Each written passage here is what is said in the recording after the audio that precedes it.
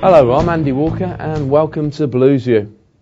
Well, a first goal in 3.5 months for Cameron Jerome and a first goal in the blue shirt for Hamia Bouatsa secured a 2-0 victory at Doncaster Rovers on Saturday. And with Liam Ridgewell and Gary O'Connor back fit in a blue shirt and also top scorer Kevin Phillips' return imminent on the horizon, it's looking pretty positive for Alex McLeish's side at the moment. Colin Tatham was at Keepmoat Stadium and here he is with his match in a minute.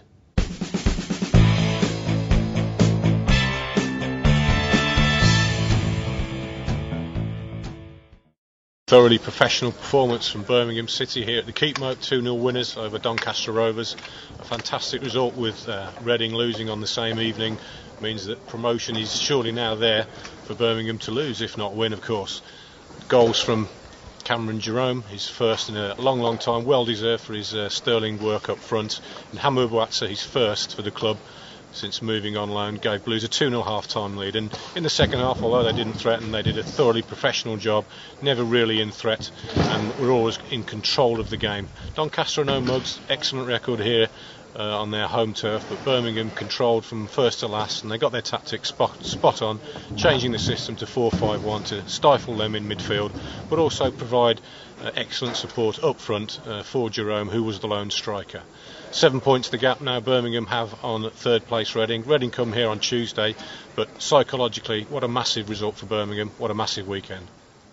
Birmingham City now head into a lighter fixture spell with just one fixture in 3 weeks, and in that time they'll be firmly cemented in the Championship's second spot and more importantly the automatic promotion places.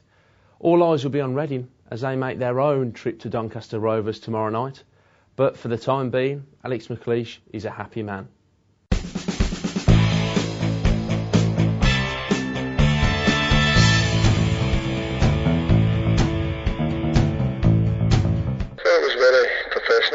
We were disciplined. We saw it the second half without too many scares against a Doncaster team who have been excellent in this ground. That was a very, very good victory. We've had opportunities in the past and we haven't taken advantage through one reason or another, but today it all came together and you see the spirit for yourself throughout every game. Now is a cup final for us. No reason why they can't have the belief. They don't have to be conceited, they don't have to be complacent, but they certainly, these players have shown a spirit the whole season.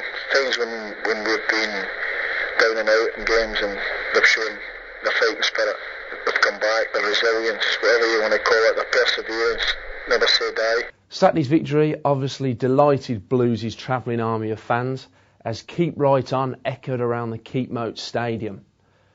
Here's the views of Blue Nose David Mann, who caught the game on Saturday. It was one of the best away displays I've seen Blues play in the last 12 months. I thought the midfield of Larson, Carsley and Bowyer were excellent against the Doncaster midfield and just simply stopped them playing their game. I don't see any reason why we should be looking in front of us instead of behind us at Reading and Sheffield United in looking to get 6 points out of the next 2 home games against Norwich and Wolves.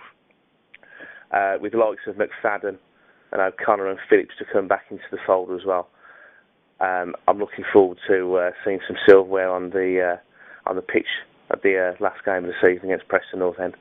The feel-good factor is obviously starting to return to St Andrews now, following a decent run of form for Alex McLeish's side, and that's been replicated in the letters that you've sent to us.